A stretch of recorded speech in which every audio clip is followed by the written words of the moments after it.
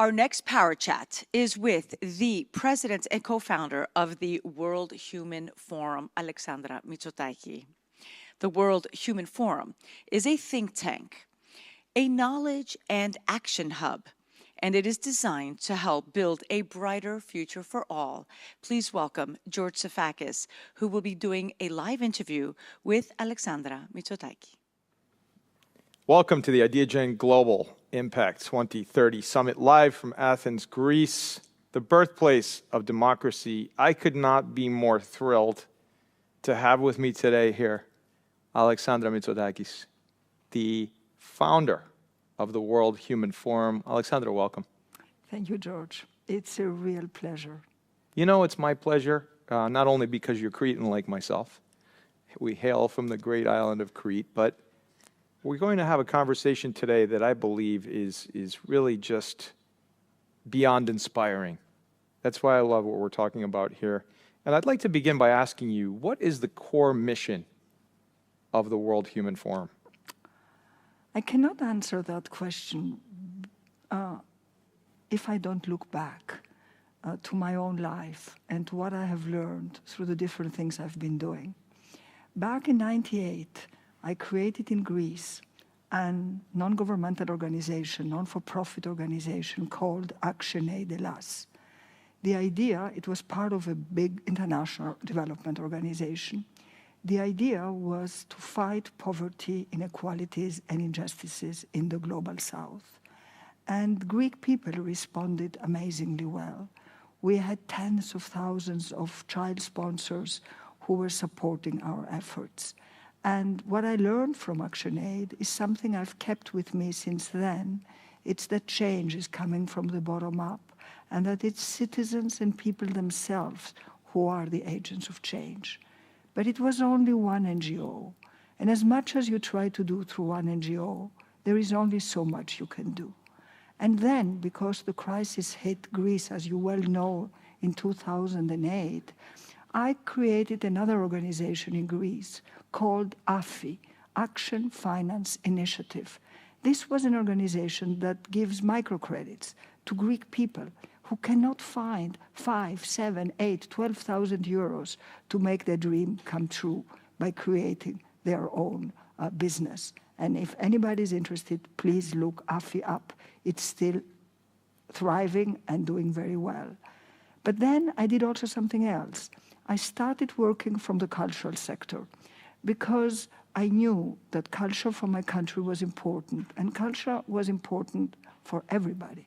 So living in Paris, I became very active. I became the chair, actually, of the Greek Cultural Center in Paris in order to promote the ancient Greek culture, but also contemporary culture. Now you might say, so what? Well, what happened? I felt still dissatisfied. Somehow nothing seemed to be good enough. Everything I did was in a silo. Everything I did was separate from the rest. And I couldn't find a way of bringing everything together.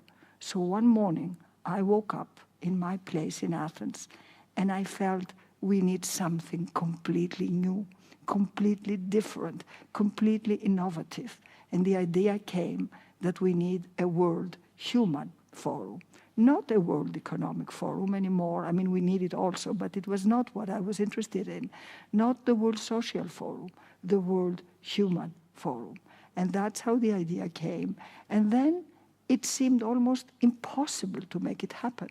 Because how do you go ahead and create the World Human Forum when you are not a government, not the UN, not a foundation, not a big company, when you are just citizens? But the point, George, was precisely that. If we believe that the world is changing from the bottom up, then it was up to us citizens to create the World Human Forum. And if we were able to create it, then we would prove that our theory of change was the right theory of change. So being here with you 7 years later and having done what we have achieved just by telling a story And just by bringing people together, and just by using the power of the amazing place that is Delphi, makes me feel that we have achieved something important. So if you ask me, what is the mission of the World Human Forum, is to bring and to create a new theory of change and to unite all those amazing efforts, including what you do with Idea Gen, that right now are separate everywhere in the world. People are struggling, trying, but everybody is working in their silo. Everyone's working in their silo, and you're breaking down those silos. That's what you're doing at the World Human Forum. I love the analogy in the background, Alexandra, because having that focus on the people we talked about earlier today, that people are the center of everything that happens. We tend to think that there are institutions, that they're whatever it may be, whether it's a government or a company or an organization, it's still people. And we really do lose sight of that. And I think you have honed in on exactly that. And I'd like to ask you, there are challenges. We do what we do because we bring people together, organizations together, highlight what companies, organizations, and the public sector do to change the world, to develop global partnerships, to help to develop that dialogue. We heard from Chetna Singh from SAP. I mean, what she's doing to change the world at SAP is profound. We've heard from so many other thought leaders here today. And, I'd like to hear from you directly as to what you think are the biggest global challenges. I want to commend, it wouldn't be me if I didn't also commend your brother on the work that he's doing right here for the country of Greece. I am awestruck by his leadership. I've got to tell you, I'm awestruck by his leadership as a Greek American. I'm proud of him, and I'm proud of you as his sister who supports him to do the great things he's doing. And I'm so proud of him too, and this is so necessary, George. But it's not enough. Politics cannot do everything. Politicians can only do so much. That's right. Society has to follow. And this is where I believe that the work that can happen from the top down must meet the work that is happening from the bottom up. Right. And that is the work that is happening in a diluted way in society, where so many initiatives are taking place simultaneously, but they are usually not recognized. They're usually not enough supported. And sometimes they don't even need support. All they need is for governments and bureaucracy not to stand in their ways and let the energy of citizens act and make the change we so desperately need. So yes, we need politics, and my brother is an amazing political leader, but I think he also understands the need to use the energy and the capacity of citizens. And if we do that, then we will succeed. Now, you asked what the biggest challenges are. I mean, how difficult is that answer? 17, you know them well, okay? The 17 SDGs, Sustainable Development Goals. You mention them every time you speak. But let me say something that we have been thinking very hard about at the World Human Forum. We believe that something is missing. And this is the 18th challenge. And what is missing? Precisely what we were discussing before, the connection, the understanding that those challenges are not different crises. They are all one crisis. They are a crisis of civilization. They are a crisis of values. And if we don't understand that, and if each of us stays in the work he does without just realizing that he's part of something bigger, of course, the entry point for each of us will be very different. Mm-hmm. And it can be something big you do or something small. It doesn't matter. But what matters is that we know in the back of our minds that what is needed is not just to solve one challenge. Climate crisis. Everybody speaks about climate crisis. It's very hugely important, but it's not all there is. It's not all there is. There is the issue of plastics. There is the issue of biodiversity, just to speak about ecological issues. The Earth today has exceeded its boundaries. The problems we are facing are so complex that we cannot just address one without addressing the others. So what is the biggest challenge the World Human Forum wants to remind the world about? That it's one challenge. It's to change the civilizational model and to move towards an ecological civilization. You know, it's profound. Every time I talk to you, I get so inspired because I feel like you're connecting the dots, Alexandra, in a way that not many people understand. Like you said, could be an individual, could be an organization, it could be government, but it's all interconnected. In our tarot game, we have 4 other cards, and they are the cards of the actors who have to get mobilized. And this is, of course, what you know well at Idea Gen. It's, of course, governments, no doubt. It's the corporate sector, you know it. It's the world I come from, civil society, non-for-profit, academia. But the alpha is individuals. Because we are all many things at the same time. My brother is not only Greece's prime minister, he is also a father. He is also a man who cares about his kids. Yeah. And I am a grandmother, and I care about the future of my grandchildren. And this is true for all the corporate leaders. In themselves, in their hearts, they know that something has to change. So we must remember that. And this is why I fully agree with you. You cannot change the system just throwing stones from outside. Right. That doesn't work. You need to go inside the system convince that we need to change it from inside. Yeah.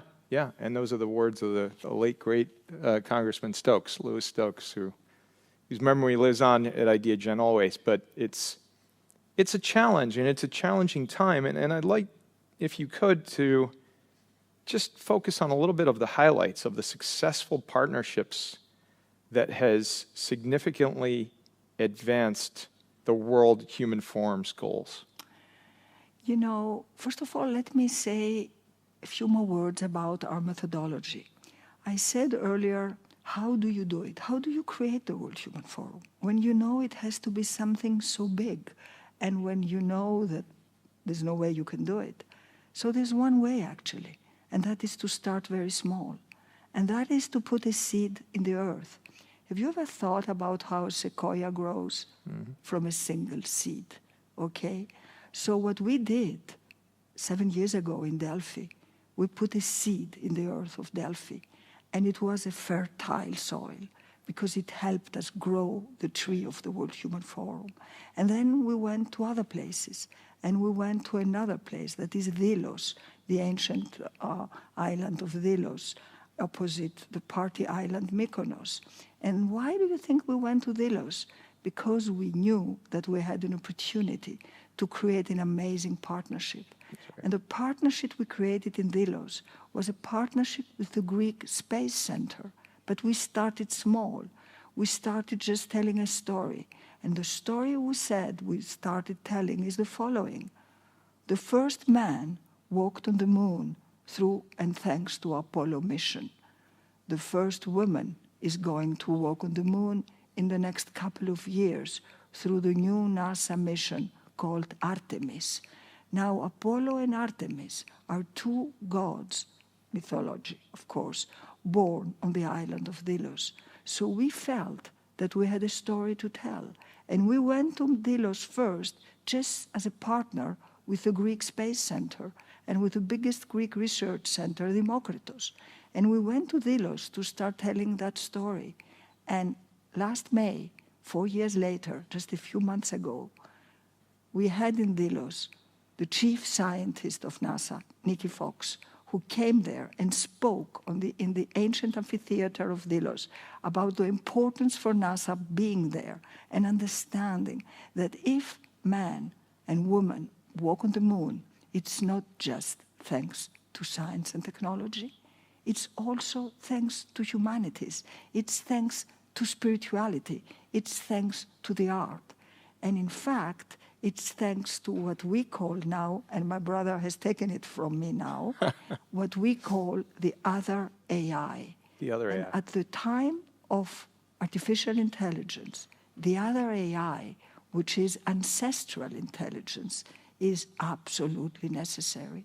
It's only if artificial intelligence meets ancestral intelligence, and I'm not saying it's only in Greece, okay? It's everywhere in the world, indigenous peoples, and But if those two AIs meet, then humanity will find the wisdom to address the challenges of our times. Therein lies the wisdom, and your connection to Delphi and Delos is just profound. And the passion that you bring to this. I believe, and I've seen it so many different times, that one person, one individual can change the world. And that's the profound notion that we're talking about here. I think one individual cannot change the world unless you start spreading your message and people from day one start joining you. Yeah. You see, when I woke up with that idea one morning, I started just talking about it around me. And the first people I spoke to back then, my father was alive. And that was very important for me. Because I said to him, I would like to create the World Human Forum from somewhere in Greece. And he looked at me and said, "Παιδί μου," okay, which means my child, my daughter, how can you say from somewhere in Greece? There's only one place in Greece that can support such an endeavor, and that's Delphi. Wow. And then I spoke to my friends, to my colleagues, to the people I was working with at ActionAid, to ActionAid's director, who is now World Human Forum's director, Gerasimus Kouvaras. And I said, okay, what do you think about this idea? And they all joined me from day one. That moment I knew that this idea was really powerful and we could make it happen. And usually, not here, we have behind me, when I talk about this kind of thing, these amazing words by Nelson Mandela. It always seems impossible until it's done. So yes, it seemed impossible 7 years ago, but here we are today. But you had never really shared with me the story about your father's input in this. No. That's incredible. And I'm so happy that you're sharing it today here, and obviously with the millions of people that will watch this on IdeaGen TV as well, in addition to the global leaders and luminaries in the room currently.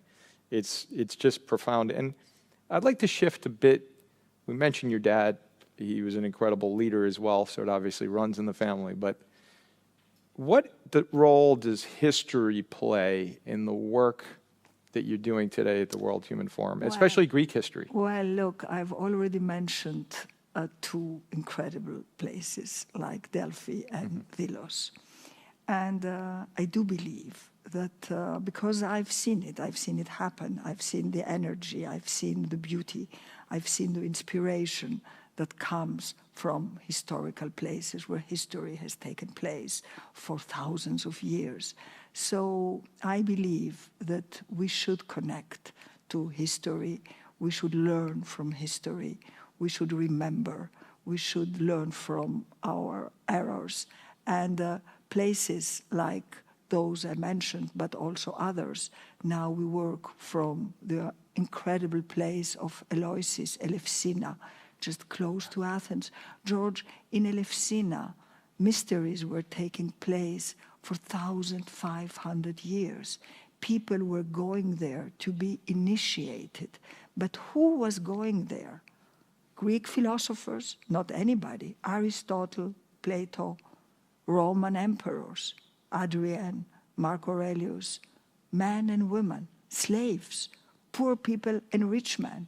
They were going together to be initiated, to understand what happiness is, to understand what flourishing is. How can we not learn from that? And when you have that place, just 25 kilometers west of Athens, and we don't use it? Well, we are wrong. I'm sorry. We are wrong in doing this. And last year, the World Human Forum found an opportunity. And the opportunity was that Elefsina was miraculously named Cultural Capital of Europe. So millions were spent there, millions, and a beautiful cultural program. And then we were asked to go there and do something ourselves as World Human Forum. And I said, I'm not going. I'm not going unless we as World Human Forum have a story to tell, an idea that will allow us to go back there every year. Because how can we be satisfied to go there 1 year, cultural capital of Europe 2023? Wonderful. And then what? Nothing, okay? We spend millions and nobody cares about what stays behind. So we as the World Human Forum went to Elefsina and committed and said, we will be back there every year. End of September this year, our first symposium last year in September, we called it How to Change Our Minds to Change the World. Wow. And our second symposium this year, end of September, we call it Mysteries of Flourishing. Wow. Okay, and this place can teach us a lot. So yes, history has a role to play.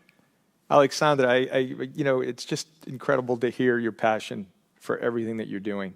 It's the storytelling, it's the connecting of the dots, it's what is the impact? What is the impact? Are you just going to go one time? I mean, that doesn't seem to make sense. And the other thing that strikes me about what you're saying is that people forget. They forget current history. They forget history, thousands of years of history. But we even forget just short-term history. And it's so important. I'm a student of history. I know you are. It's so important to remember history so that we don't repeat the same mistakes over and over and over. In Washington, D.C., and I'm sure all over the world, including in Greece, when new leaders come in, they all come in with these new initiatives. We are going to do X. And oftentimes, those initiatives have already been there. There's been countless times where I say, well, wait a second, why would you want to create a new initiative when it's called this? Yes. And so it's so incredibly important. Yes, and there's so much waste. I know we talk a lot about waste, but there is also waste of energy and waste of ideas and waste of, what we do is we support all good initiatives. As the World Human Forum. That's right. We support, we connect, Exactly. we facilitate. Right. That's why we are here. Right. It's not necessarily, and sometimes I need to hold the passion of my very small team because they tell me, we must do that. Right. And I say, no, we must not do that. We must just find it, share it with others, connect it with others who are That's interested, and that's enough for us. And that's enough, right? And it can be enough.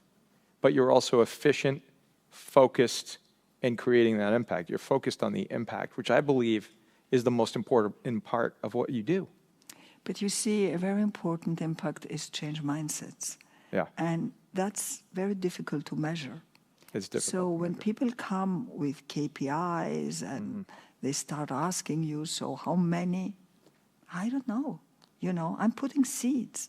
I spoke about seeds to create the World Human Forum, but we're putting seeds in people's minds. That's really funny. The people who are going to hear us today, maybe they don't want to do anything. And maybe one day they'll wake up and said, okay, I can do something myself. And they start moving. And how will you measure this? You will not be able to measure it, but that's okay. That's why you and I are such good friends, because I get the same questions. What are the KPIs? I can tell you how many people watched the program. I can tell you, how many views we had. But can I tell you that, 2 people got together and created this program and now it's expanding and changing their community or the world? Absolutely. No, you Right. cannot. So, it's planting the seeds. And I absolutely love that. How do you embrace a holistic approach when looking at individuals and then the problems we're facing together? Well, when we created the World Human Forum, it took us 3 years, 3 meetings in Delphi. The first meeting was incredible. It was in 2017, and we called it, because we didn't know what we were doing, so we were honest with ourselves and our guests and friends whom we invited, we called it Imagining and Building the World Human Forum. Wow. So we just said, join us, and we co-create. Yeah. We will think together. Sure. And many people came, and I was focused, of course, on my own fields. And my own fields were poverty, inequalities, social inclusion, but also environment, sustainability. And that was my thing. And then suddenly people came and started saying, hold on here, the problem is democracy. the problem is participation, right? Then somebody always comes in and says, in the end, the problem is education. If we don't change the educational system, nothing is going to change, right? Then somebody came in and said, they were from an organization in Brussels, and they were doing a lot of meditation and inner transformation. They said, hi guys, you want to create the World Human Forum and you don't meditate and you don't understand how important it is to come to grips with yourself, and you are in Delphi where on the temple it says, know thyself, and you want to create the World Human Forum, what about inner development? So in the end, we had to put everything together. And that's when we created this little thing. And this is our own sense-making tool. And we call it the Delphic Cube, because it was created in Delphi. Not the first year, not the second, the third. After 3 years of coming together, we created this tool. And of course, you all know it. It's the Rubik's Cube, okay? So you would say, what does it have to do with the Delphic Cube? But we argue that the story of the Rubik's Cube gets it wrong, because it tells us you will solve the problem if you separate. And we will tell you, you will only solve the crises and the issues and the challenges if you understand the interdependence and the interconnectedness. So let me go through the cube. If this side is social and ecological sustainability, this is where I was coming from, then, and if we believe in our theory of change, that change is happening from the bottom up, and that citizens are agents of change, and that's what we need to mobilize them, to empower them, to make them initiators of change, then the second side of the cube is democracy, George.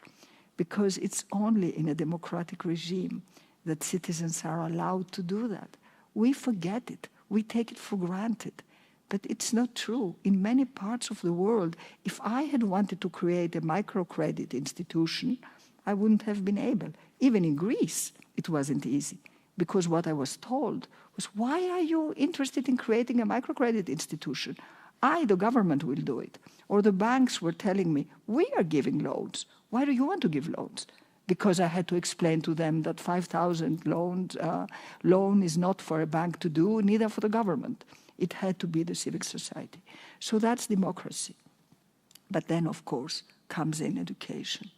If we don't educate our children differently, if we don't remember that next to what one can call the vertical knowledge, okay, vertical knowledge, let's say in math, 2 and 2 makes 4, and then you go down to the most complicated equations. Mm-hmm. That's important, but something else is important, and that's the horizontal skills and qualities and capacities, and they are critical thinking, right, systems thinking, creativity, communication, cooperation. Where are they? Mm-hmm. In some schools, they are there, right, but in most, they are not.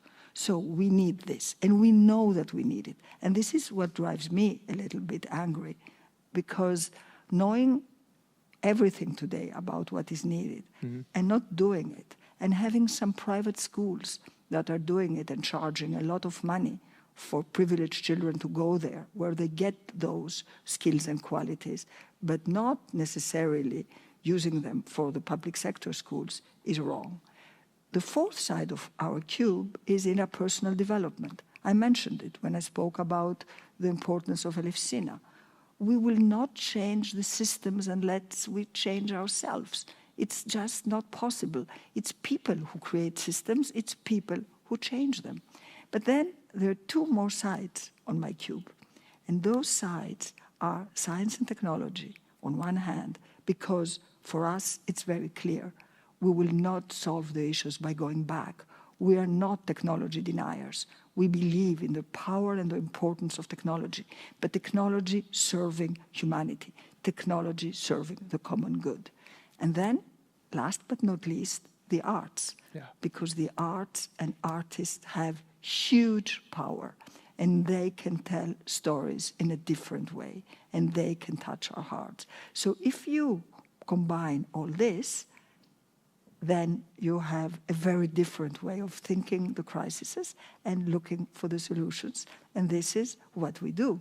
And this is why our partners are coming from the 6 sides of this little thing. And there is leadership defined, Alexandra. That's why you're a leader. And that's why your leadership is helping to change the world, because you've connected the dots here with this cube, the Delphic cube, as you call it. You've developed the way, the path forward to be able to literally change the world. So you have a roadmap, right? You have this roadmap, and you've described in great detail. Go ahead. And we also believe, I mean, I don't want to sound too sort of nationalistic, but I do believe that Greece has a special role to play today.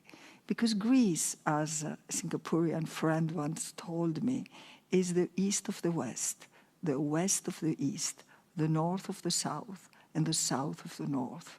We are a very small country, George, very small country, but we can be a bridge between different civilizations, between different ways of thinking. We can bring people together here. We can provide the scene for a new human narrative, because there's nothing less needed than a new human narrative. And we can play that role, because I know that there are many, many, many initiatives that are like saying what we say, and we know them and observe them and are so happy that they exist. But we also know that getting them to come here, let me just mention something from the US. I heard myself in a video President Barack Obama, former President Barack Obama, saying that his mission is to inspire and empower citizens to change the world. Isn't that the mission of the World Human Forum? It is. But doing it through the Barack Obama Foundation, as powerful as that it may be, is very different than doing it from the World Human Forum in Delphi. You see, it's a very different thing.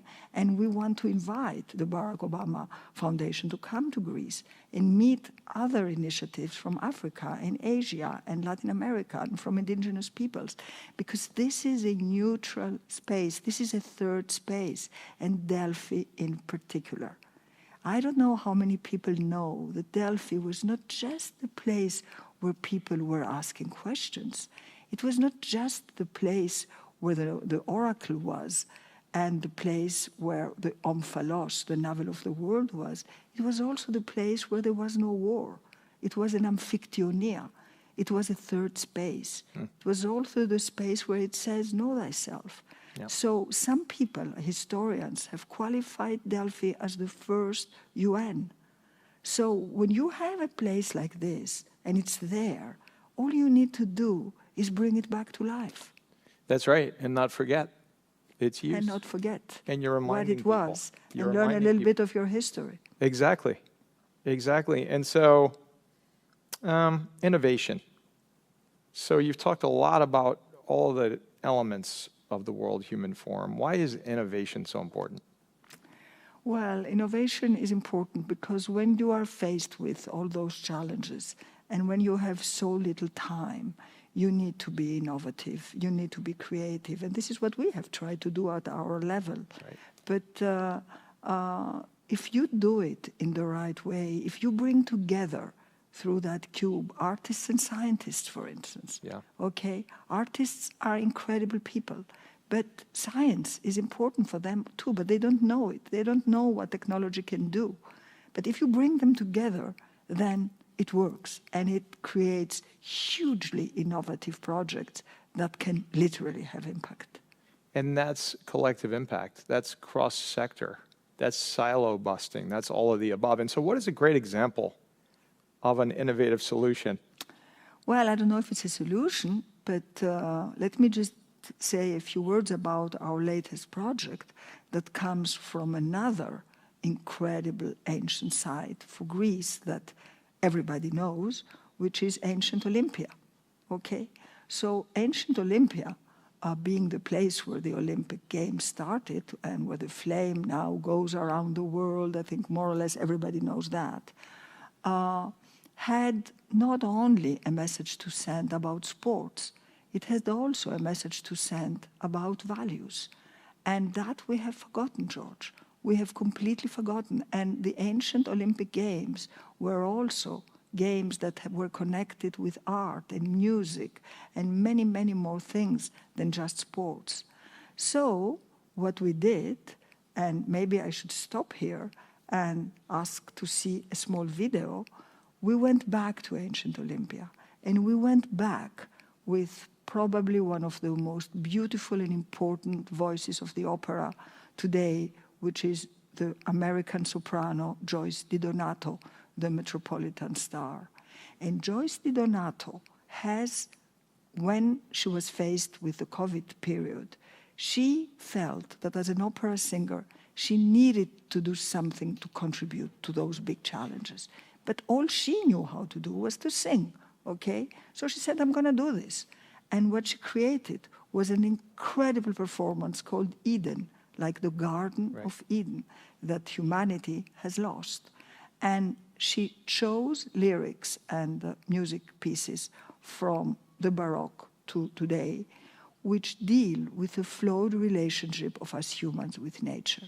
And she started singing this around the world in the biggest opera houses. Everybody was happy to have Joyce DiDonato sing Eden.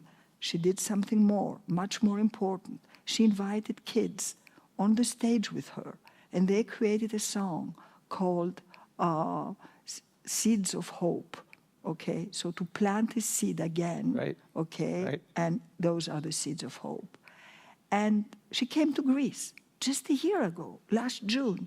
She sang at the Megaron here in the Opera House of Greece. And we at the World Human Forum heard about it. And we said, wow, this is incredible. We must contact her and tell her about the World Human Forum and try to do something together. And we went to see her. And we said, look, you're singing this in all the opera houses of the world, but how many people are going to see it? Several thousand for sure. But isn't that wrong to keep it only for those who are privileged enough to go to an opera house when we talk about inclusion? So why don't we make a film of it? And she said, a film? But where shall we make it? In which opera house? And we said, forget an opera house. Let's go out into nature. This is about nature. Let's go to an ancient Greek site. And we started thinking which site fitted best. And the one ancient Greek site that looks literally like Eden is ancient Olympia. And it just so happened that this year was the year of the Olympic Games. So we mobilized all our energies, all our partnerships. You know, we tried to mobilize TVs in Europe, in Greece, the Greek Tourism Organization, the Greek Opera House, you know, just everybody. And we managed to create the film of Eden in Olympia. And we did the film, and then we said we want to do something more, because a 1 hour film on opera is fantastic, but again, not everybody's going to see it. Right. But a 2-minute film of the Olympic anthem sang by Joyce DiDonato with children from 3 choirs, because we chose 3 different choirs, Greek choir, French choir, and a refugee choir, El Sistema. And we created ourselves, our small team, the Olympic anthem in 3 languages, Greek, French, and English. So it's a very innovative approach that we believe can help, during the Olympics, remind the world of the importance of ancient Olympia and the values it brings with it, not just sport and money-making. May I say that? Let's cut to the video.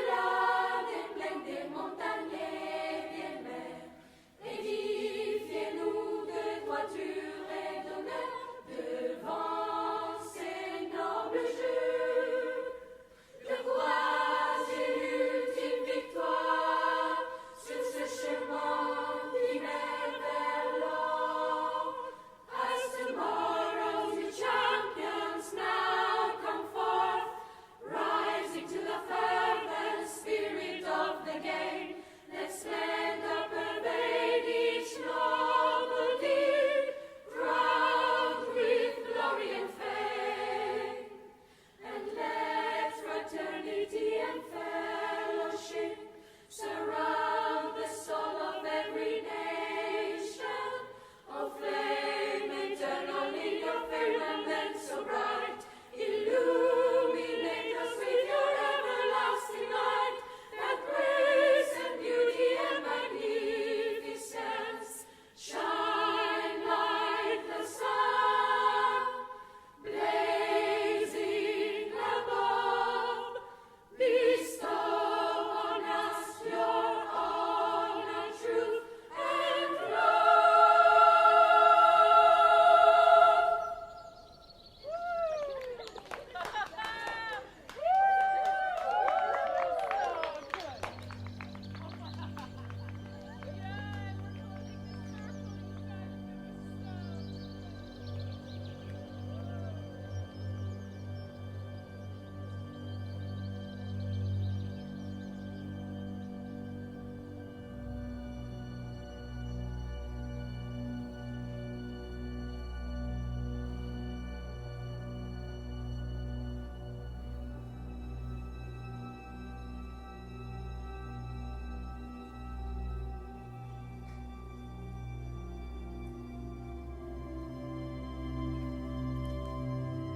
Well done, Alexandra. Thank you. It's a teamwork. It is Remember, teamwork. it's always a teamwork. And in this case, particularly. It's beyond inspiring. But George, it was so beautiful to work with Joyce. We have become friends, you know. Of course. I mean, she's an American opera singer. I think she comes from Kansas or something, you know, and I come from Greece. And suddenly we find each other and we work together. And it's like magic, you know. Well, it's exactly an example of what you talked about. It's an example of the partnerships. It's an example of that cross-sector engagement that you so aptly and so very clearly described for our global audience here today. And so, Alexandra, the future is important to you. What advice do you have for the future global leaders across the planet? Well, actually, a very simple one. Align your thoughts with your feelings.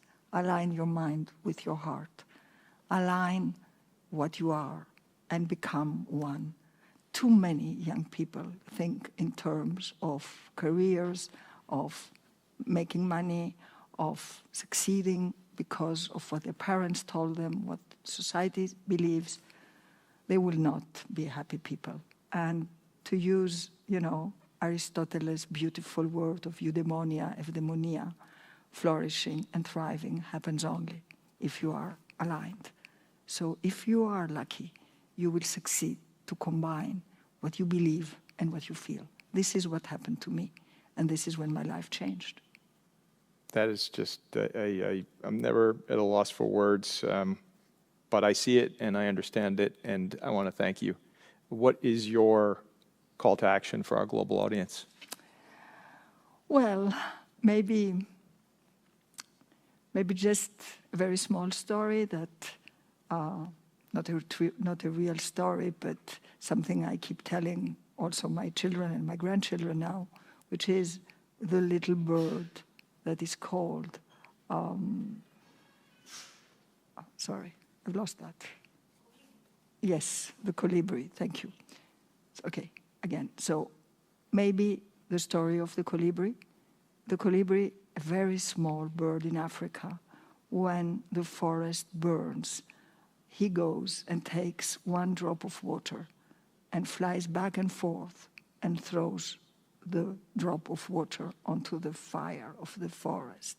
And the big animals are running away and tell him, "What do you think you are doing here?" And he says, "I'm doing my part." So I think if everybody, small or big actions count now, and if everybody was doing their part, the world would be a very different place. Alexandra Mitsotaki's World Human Forum here live at the IdeaGen Global 2030 Impact Summit. Thank you so very much. Thank you.